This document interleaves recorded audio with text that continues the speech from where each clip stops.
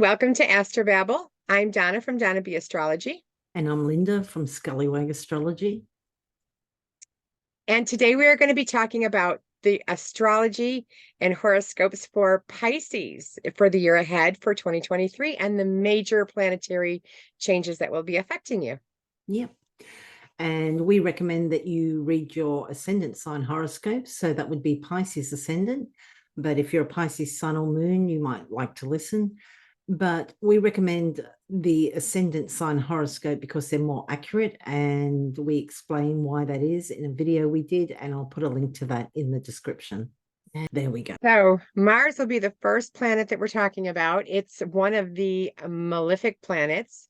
And right now it has been, it's been gnawing a hole in your fourth house. This is the house that is represented by your home.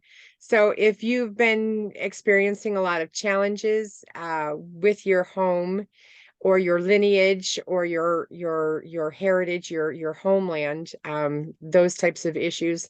Mars is in charge of separation and burning and fire, as well as aggression and drive. So if you've been feeling a lot of energy around this area or aspect of your life, this is why, is because Mars is there, and it's been in there. Normally it sits in a sign for about 6 weeks. It's been in there for about 6 to 7 months.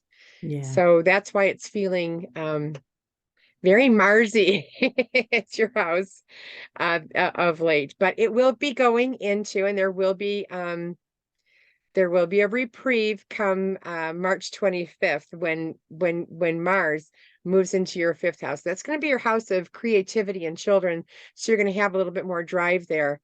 And it's not going to be in that sign for as long as it has been in your fourth house, because it's not going to go into retrograde. It only goes into retrograde once every 2 years. So we're in the clear. Mars will be going around to the rest of the houses, but we'll talk about those on a monthly basis. Lynda and I do a year, or for every lunation we do a forecast. It lasts about 2 weeks, and we'll go into more detail on those episodes. But for this one, Gemini, Mars is getting out of Gemini from your fourth house and into your fifth house. So that will be a reprieve. That will be your first reprieve so far.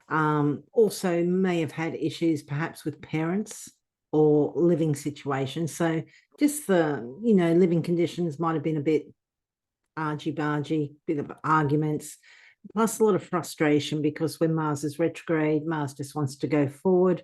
And when it's retrograde, it's kind of held back and it's frustrated. So it could have been quite a lot of just irritation and all that sort of stuff.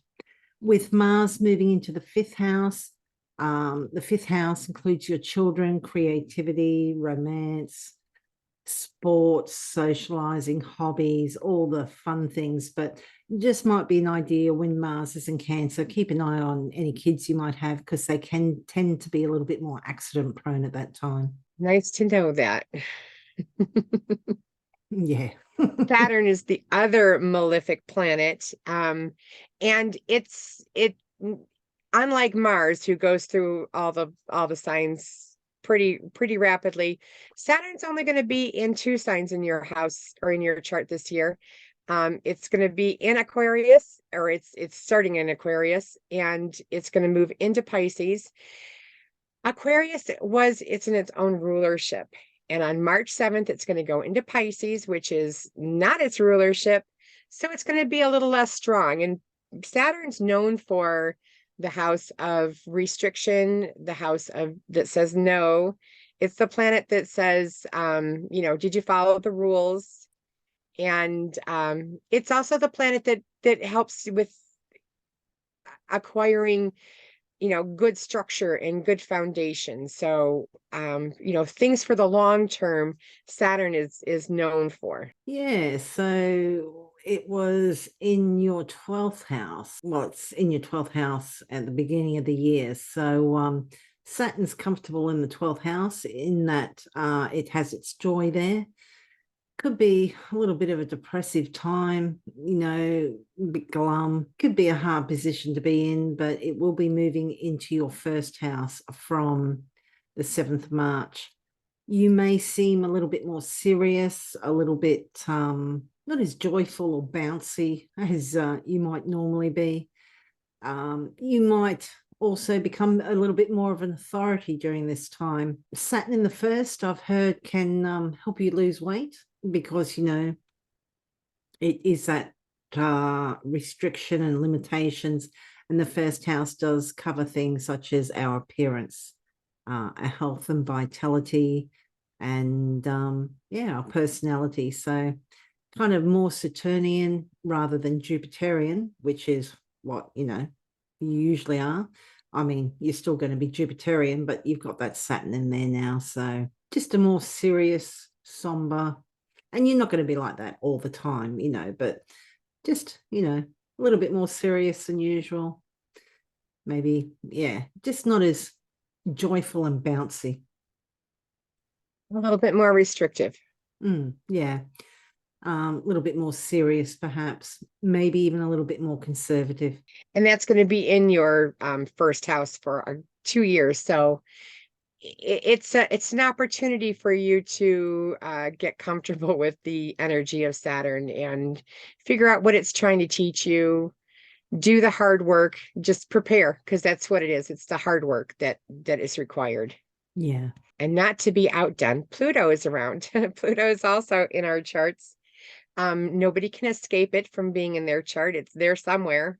And it's the energy of Pluto is asking for change. It's asking for transformation. It's asking for the details, the depth of a subject. It wants to find out how does it really work? It also is the planet of change. So whatever is no longer serving you is Pluto's job to get it out of your life. And so if you're not comfortable with change, Pluto could be a little bit difficult for you. Probably not too bad, and I'm sure you have gotten a glimpse of what it will do. It wants to change, and but it's going to take a long time. It's going to take a process of over 2 years for it to fully go from your 11th house into your 12th house. And the 11th house is, you know, where you've been experiencing the change in your friends, you know, what supports you and that type of thing. It will be moving into your 12th house. And that's the house where it's looking for what do you need to change inwardly, the inner work, the stuff that you're trying to change. It could be part of your own undoing as well. But Yeah. Pluto really is trying to help and make you grow. So keep that in mind of what is no longer serving you needs to get out. But this is going to be a long process. This is not something that happens in a year or two. This is going to be a 20-year transit. Yeah. Pluto's been in Capricorn since 2008. It will be in Capricorn again from the 11th of June 2023 to the 20th of January 2024, and then again from the 1st of September 2024 to the 19th of November 2024.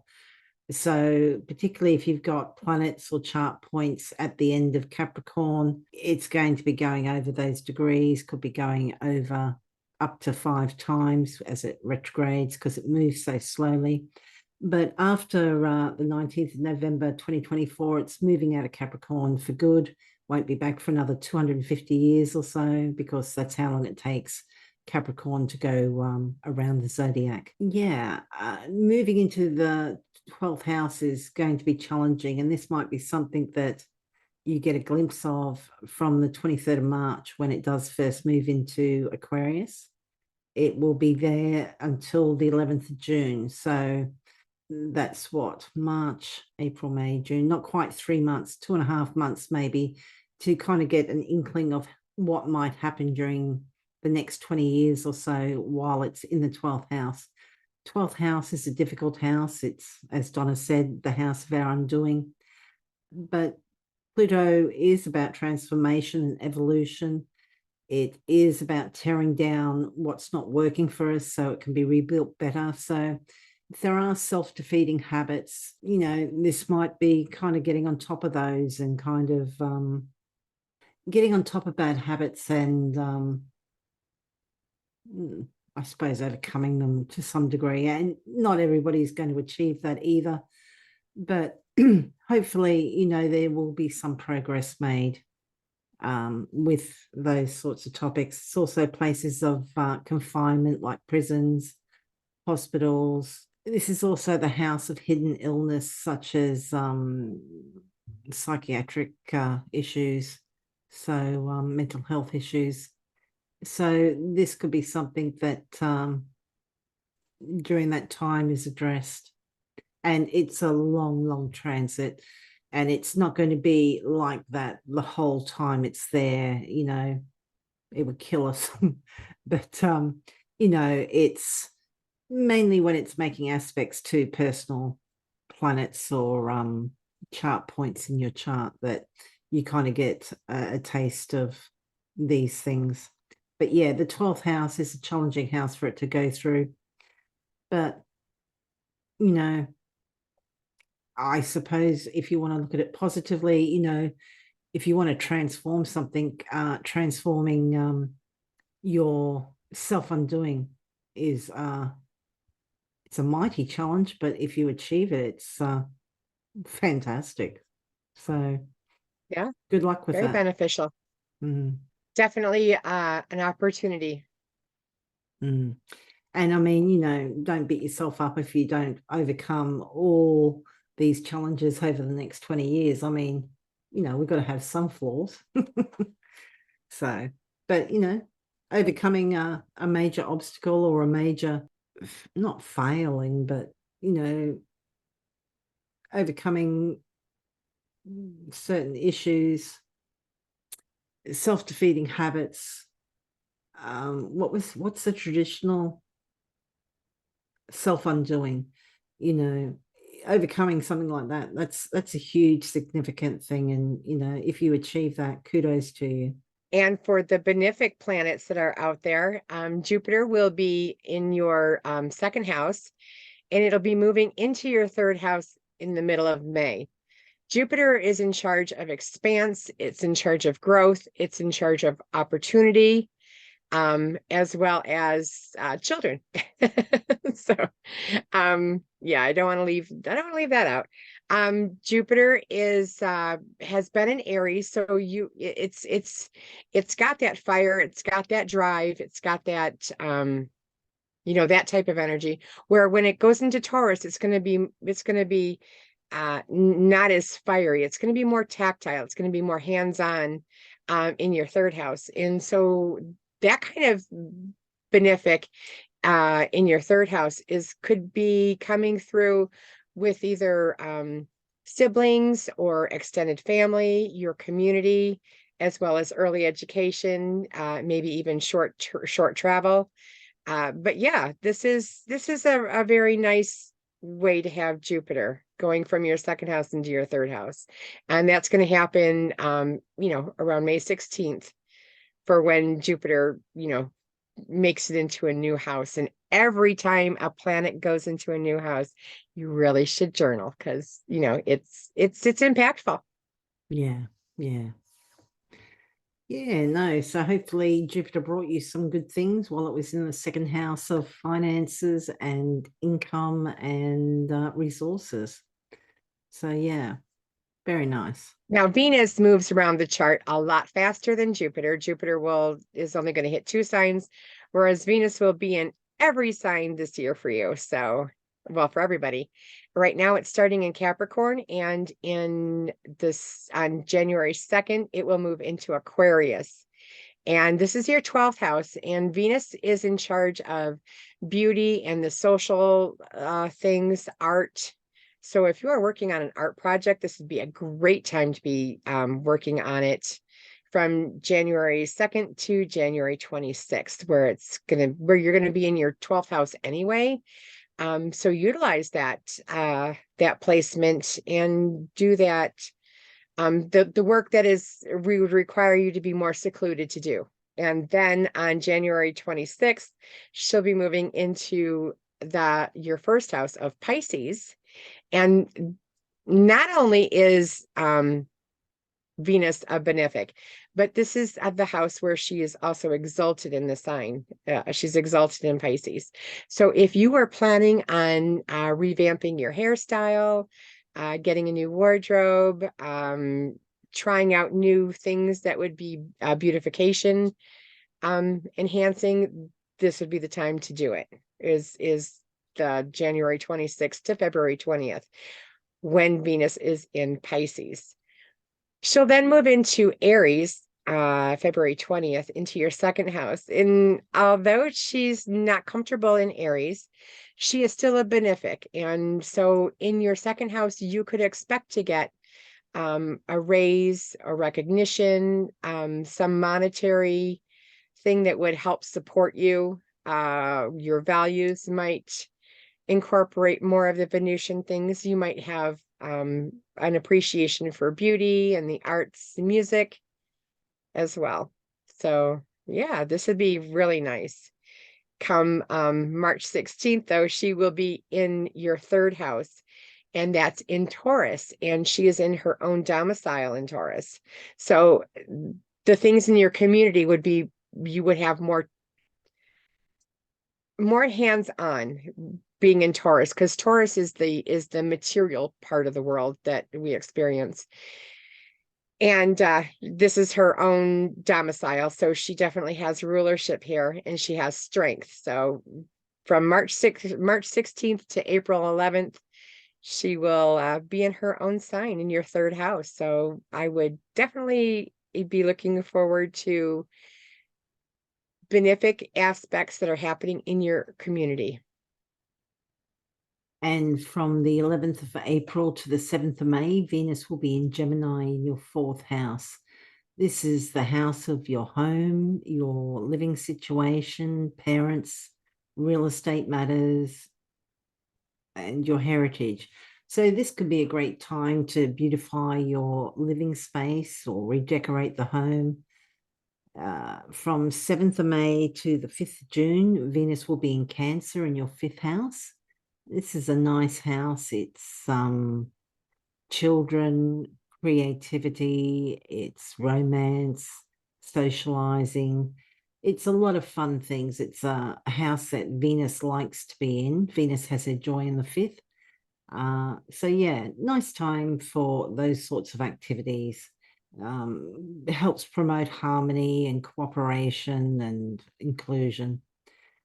From the 5th of June to the 8th of October, Venus is going to be in Leo, and that's going to be for quite a few months because Venus will be retrograding in Leo. Venus will be retrograde from the 22nd of July to the 3rd of September. But if we take into account the retrograde shadow period, we need to be paying attention from the 19th of June to the 7th of October. During this time, we'll be reevaluating topics to do with Venus. So our affections and our relationships, and that includes not just romantic relationships, but with friends. It's also our personal values. It's our relationship to art and beauty. So this will be happening in your sixth house, which is a house associated with, amongst other things, illness. It also includes pets and employees or those that we work with. So you might be reevaluating those things maybe, and it's also service to others. So that strikes me as what will possibly be strongly signified during your Venus retrograde period. Also, as a side note, relationships that start during a Venus retrograde usually don't stand the test of time. Everybody's going through the retrograde at the same time. Everybody's reevaluating topics to do with relationships, affections, what is beautiful, art, this, that. So how we start out may be very different to how we feel when we come through when that retrograde period finishes. So yeah. Should be very interesting. Yeah, and after it gets done with the shadow period of Venus in Leo, it's going to move right into Virgo, into your seventh house, October 8th. So that's going to be the Venusian qualities that are going to aspect your significant other, the one-on-one relationship, the people that you have one-on-one relationships with in your life, your lawyers, your doctors, your hairdressers, and business partners, the one-on-one committed relationships that you have. So a benefic is going to happen in that house of your life. And then on November 8th, it's going to move into Libra, which is the eighth house. And that is a sign that she rules. So she's going to have strength there. So if you are expecting an inheritance, other people's money, it could even be your spouse's or significant other's money, the business partner, your business might be booming and you'll get a payout from that. But this is a lot to do with the eighth house and Venus, and she does have rulership here, so she will be strong, and that's going to last up until December 4th. And then at that point, she'll be moving into your ninth house, into Scorpio. So she's not very friendly here. It's she doesn't have the tools that she is normally used to working with. She is feeling a little challenged sitting in this house. But it is still the ninth house. It is still the house um of publishing and the advanced learning, as well as esoteric subjects. You might find a relationship starting with somebody, a foreigner, so somebody who's not from your immediate area. So this could definitely work with as far as that is concerned. And that it's going to last from December 4th to December 29th. And then December 29th, it's going to move into your 10th house. And that's going to be your house of your career or what you're known for. This is the highest house. It's on the angle. It's a very strong house. So when Venus does get to your 10th house, you could expect to get, the benefits, the recognition, the promotions, the maybe a bonus as well. So yeah, a very nice house to have Venus in. Very nice. And we have 4 eclipses that are going to happen this year for you. And these are going to happen in your 2nd and 8th house axis, and it's going to be shifting, or it's going to shift into your 2nd, 8th house. It has been in your 9th and 3rd house. So the solar eclipses, there's going to be 4 eclipses this year. The solar eclipses are more outwardly shown, and where the lunar eclipses are more inwardly shown. And the solar eclipse is going to happen April 20th of 2023 at 29 degrees Aries. And the lunar eclipse is going to happen May 5th at 14 degrees Scorpio, one of the last eclipses in the Scorpio Taurus axis that you've been experiencing it in the 9th and 3rd house. It's one of the last ones. What happened 18 years ago is probably what you're going to be experiencing again. That same theme will probably crop up. And so that's very nice. So out of the 4 eclipses, those are the first 2. Those will be happening in the spring. Then we have the first Libra eclipse, the solar eclipse of 14th of October. So that will be happening in your 8th house. So 8th house is other people's money, shared finances, resources, loans, debts, inheritances, taxes.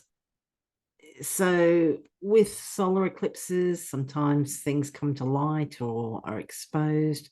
Eclipses in general can change direction of topics or people associated with those houses. Yeah, so that will be interesting. This new Aries Libra axis is kind of toggling between your finances, your income, your possessions, and shared finances, resources, and possessions, and other people's money.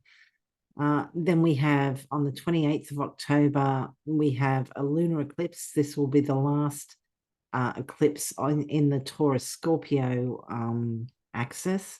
And this will be in your third house of siblings, your local neighborhood, neighbors, extended family like aunts, uncles, cousins. It's short courses. It's also short distance travel. So things that are kind of close and familiar to you.